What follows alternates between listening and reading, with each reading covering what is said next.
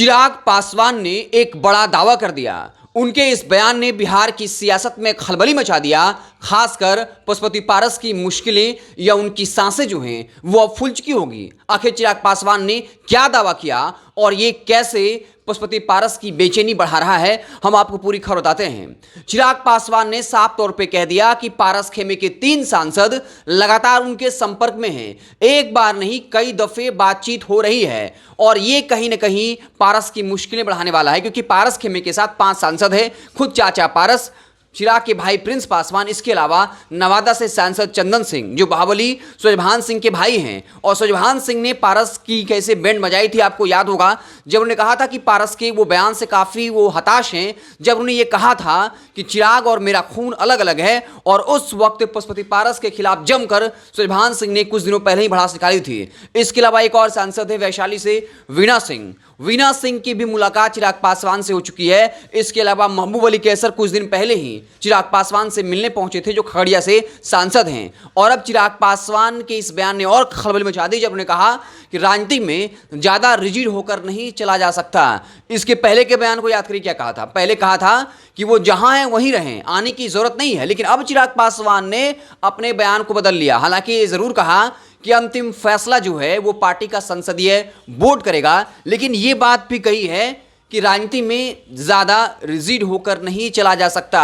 यानी वो कहीं ना कहीं तीनों सांसद को अपनाने को तैयार हैं। और जो दावा किया है कि लगातार उनसे बातचीत हो रही है तीनों सांसदों की, ये भी कहीं ना कहीं जो है वो बिल्कुल सही लगता है। क्योंकि महबूब अली कैसर जब चाचा पारस और भतीजा चिराग पासवान आमने सामने थे, तल्ख बयानबाजियां हो रही थी। वैसे में अगर कोई सांसद जो है वो चिराग पासवान के आवास पर मिलने चला आता है, ये जानते हुए कि पशुपति पारस इससे नाराज हो सकते हैं, जो चिराग पासवान का नाम सुनने के बाद आग बबूला हो जाते हैं और कहते हैं कि उसका खून और मेरा खून अलग है, हम उसका नाम नहीं सुनना चाहते। और उन्हीं पार्टी का एक सांसद अगर उनके आवास पर मिलने पहुंचता है तो मीडिया में कई तरह की बयानबाजियां होती हैं।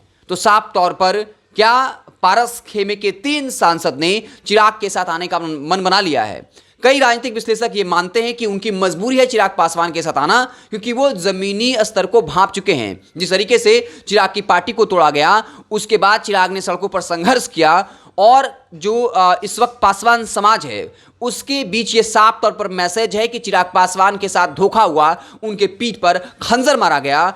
और पशुपति पारस में वो आकर्षण नहीं है, ना वो भाषण कला है कि वो जो है वो युवाओं को या अपनी जाति को अपनी तरफ एक्टेट कर सके। चिराग पासवान का वो व्यक्तित्व है, उनके समाज के लोगों को लगता है कि हमारे समाज का हीरो यही है, यही हमारे समाज का जो है वो नाम कर रहा है, या इसी वजह से हम पहचाने जाते हैं। और रामविलास पासवान को लेकर कहीं ना कहीं उनमें खास सहानुभूति है। और चिराग पासवान की पार्टी को जिससे तोड़ा गया, चाचा पारस के मंत्री बन गए, इससे पासवान समाज में नाराजगी है। और इस बात को भली भांति जानते हैं उनके सांसद, ये भी जानते हैं कि बीजेपी चिराग पासवान के साथ कहीं ना कहीं जाना पसंद करेगी, क्योंकि पशुपति पारस जो है उनमें यह क्षमता नहीं है कि वो पासवान जाति का वोट बैंक जो है वो कहीं ना कहीं ट्रांसफर करा सके। तो चिराग पासवान के बड़े दावे ने खलबली मचा दी है जब ये कह दिया कि राजनीति में ज़्यादा रिजिड नहीं हुआ जाता है। और दूसरी बात ये कही कि हमारी लगातार बातचीत हो रही है, एक बार नहीं कई बार बात हो रही है। तो क्या पशुपति पारस खेमे के 3 सांसद चिराग पासवान के साथ चले आएंगे?